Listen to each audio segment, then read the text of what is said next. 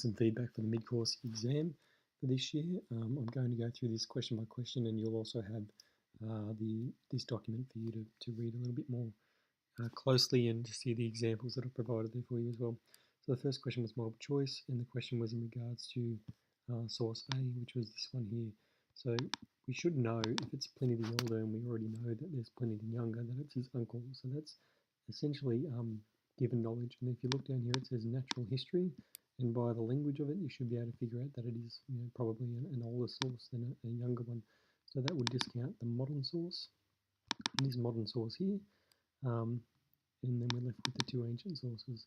And we should know that Pliny the Elder is not a farmer, but that he was a naval general. So it leaves only this one here. I think everyone did pretty well with that one. No one had too many dramas with that question anyway.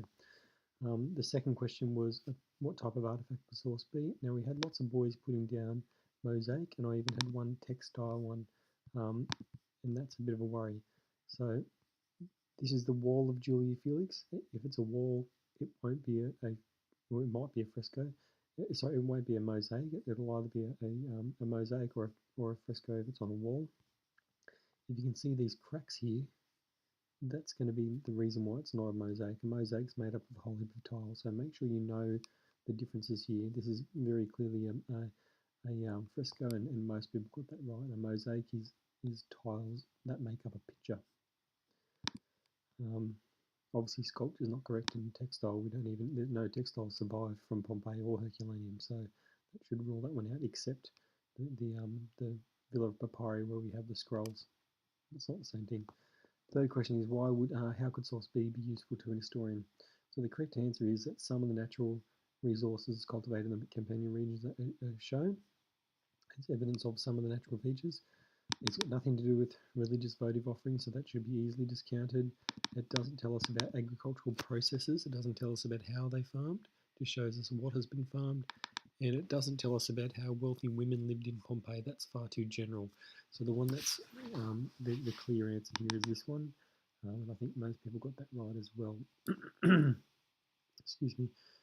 Question 4 was asking us about your own using source A and B, describe the natural features of Pompeii and Herculaneum.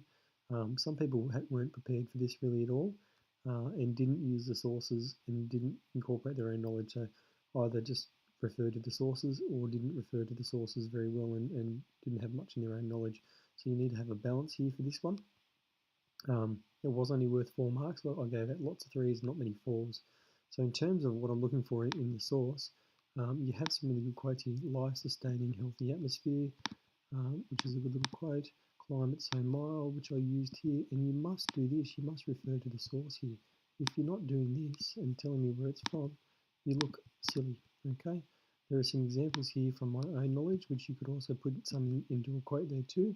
And then I've linked it also to source B, okay? I'm being very specific in how I'm mentioning it to source B. The other evidence I'm providing, which is really specific evidence, which is what gets you the marks, are things like Villa Rustica, olive presses that we have, that we've got examples of, wine presses that we have. So these are the kinds of things that are going to get you the serious marks here. And then I've got a reference to the animals.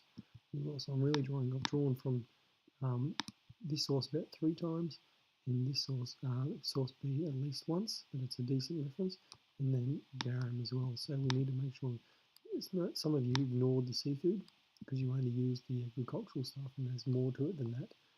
Telling me there's a mountain and it's in Campania is not natural resources, that's local geography.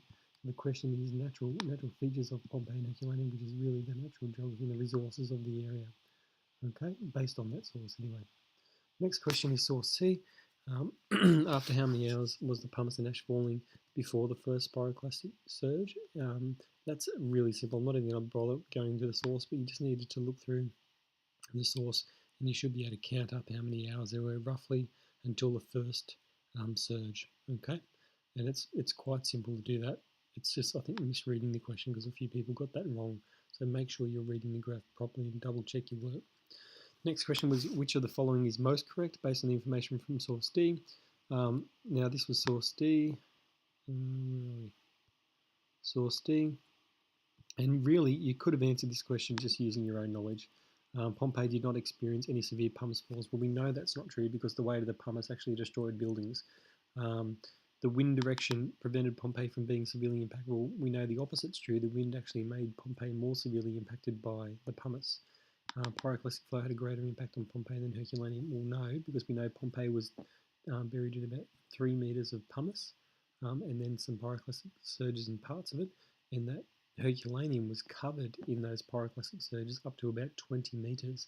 So Herculaneum was much more impacted.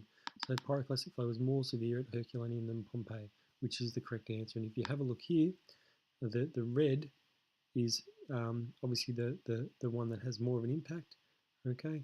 And this one here is the one that has less of an impact. This is thickness of ash fall, and this is area impacted by pyroclastic flow. So you can see if this area is right in the middle of this, it's going to have been impacted more. We've got Pompeii here is right on the edge of the pyroclastic flow, so therefore that's what's supported by the source, but you should have done it with your own knowledge as well. The next question, either you did it quite well or you didn't do it very well at all. And it was on religion. Oh, sorry, no, it wasn't. It was on the main features of or the differences in the way that the eruption was felt by Herculaneum and Pompeii. So what I wanted to see in here was you needed to use specific evidence. Some of you actually knew this pretty well, but some of you didn't and didn't use information from the source. And when I say from the source, I mean really specific references to the source, where it's referenced. So I'll give you a couple of examples of the things I'm looking for there. Okay. In these sort of 6-mark questions, you don't need a long introduction. Just launch straight into it like I have here. I've said that the main sources come from Pliny. There wasn't any systematic examination. I'm mentioning Sigurdsson and his work from the 80s, which is really important. Okay. The stratigraphy, comparing it to modern examples to reconstruct a sequence of events, which we've got from Sigurdsson's work, studying minor eruptions. So I'm basically giving an outline of what's happened that's allowed us to figure this out. References to Pliny the Younger's sources in reference to their research. Then I talk about these things, the Plinian phase. This is essential, really essential in your response and what that means. Then I've got a link to the source. Okay, I've got time from the source here, which actually it supports it. Okay, then I've got the Plinian phase. So this is the second phase of the eruption and some more details about that. And I'm talking about pyroclastic surges and I reference the source. And then I explain the different surge deposits were more widely distributed than pyroclastic flows, blah, blah, blah, blah, blah. And then I talk about how Pompeii's got 12 hours of ash and pumice raining down on it. And then I link to the source. So it's all about where can I put the source in, where's my knowledge, roofs collapse, blah, blah, blah, bleeding comes to it, blah, blah, blah, blah, blah, blah, blah, blah. And then we have a light deposit of ash and pumice received in the first phase, so another link to the source. So if you have a look here, I'm linking to the sources constantly and I'm filling in the gaps with my own knowledge, okay? Really, really important to do. So have a look at this example that I've given you. And I finally finish with, I don't really need a summing up, it's only a 6-mark question. For this one, I don't really need that. And I'm finishing off with that Herculaneum was buried to a depth of 20 metres. So I've explained how one city is covered in ash and pumice, and the other city is essentially finished off by the pyroclastic surges, and how that has affected them differently, with lots of evidence from the source and from my own knowledge. So make sure you take the time to learn that content. Most of you are reasonably good with it, but could be a bit more proficient. The last question in this section was on using source E and your own knowledge. It was research and technology. Now, most people do this well. Here's what's letting you down. Too many of you are relying on those same basic sources. You're talking about laser and Bessel, and it's probably a little bit boring for a marker. You need to find some other stuff to talk about. I had some people talk about Sigurdsson. I had other people mention sort of J. Pont, and I had other people bring up some other things, the Philodemus project. And it's getting better, but some only talked about those two, and it's not good enough. You really need a good 3 or 4 clear, specific examples of how they've used research and technology. Some of you use Fiorelli, far too old. You can't be using Fiorelli for new research technology. It's been around far too long, so leave that out of this question. Okay. In this question here, here's one of the issues with one of the problems. If the question's on our understanding of life in Pompeii and Herculaneum, and you're telling me about in Herculaneum and how they figured out how people died, that's got nothing to do with life. That's about how people died. So you can't use that as evidence of it. If you're going to use that the study from the boathouse in Pompeii, as in Herculaneum, you can't use that the reference to how people died and how they changed their understanding of that people died from asphyxiation, because it's not right for this question. That's a little tip. Read the question. If it asks about our understanding of Pompeii and Herculaneum, that's fine. But if it asks about our understanding of life, that's the tricky bit here. So make sure you're being really clear about what's expected in that regards. You need a judgment. If you don't have a judgment, okay, let's have a look at this. A judgment here in the top band, okay, in judgment here in the second band, okay, and then we don't have a judgment here in this third band. So if you're not judging, you're not getting above a 6. All right, so be very clear on that. So I've got impact here. Here's my judging word. Impact of new technology and research has been significant. So I'm linking to the question. Changing, that's another way of saying impact. Previously held interpretation of Pompeii and Herculaneum. So that's all I really need. Okay. And then I had another sentence here which supports it. Several aspects of Pompeii and Herculaneum society have provided evidence for the nature of lifestyle in the society, that should say.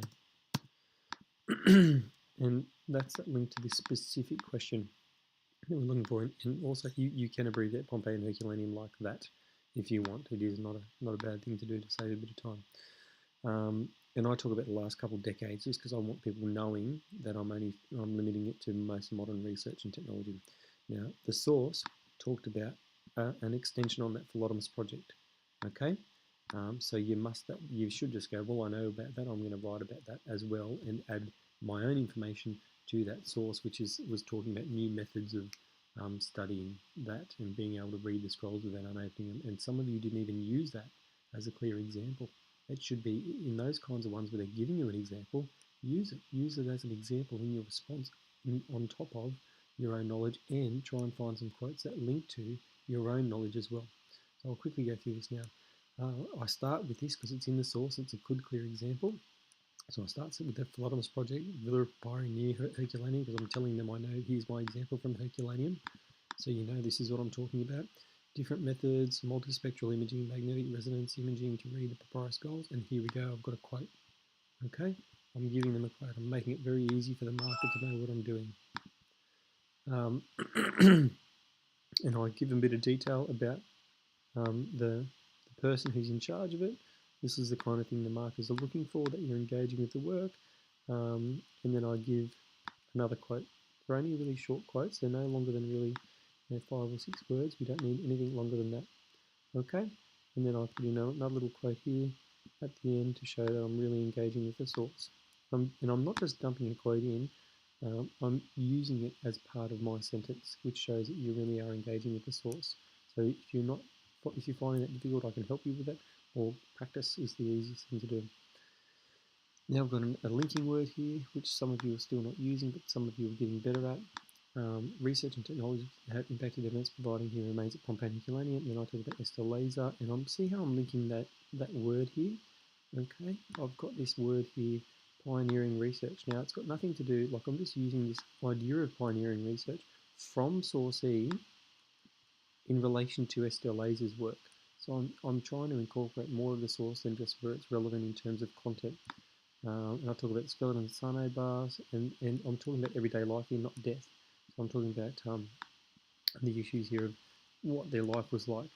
And change, we've got to keep coming back to the change in interpretation, modern methods, and I'll link here to the source because it's about X-ray technology, so I'm linking again back to the source, always linking back to the source. Then I've got lasers, epoxy resin cast, a bit later with Qantas, which tells us a little bit more about the people who remained, that they weren't all sick. Then I've got Biesel's work at Herculaneum, multidisciplinary approach, about the occupants of Herculaneum. I'm not talking about how they died.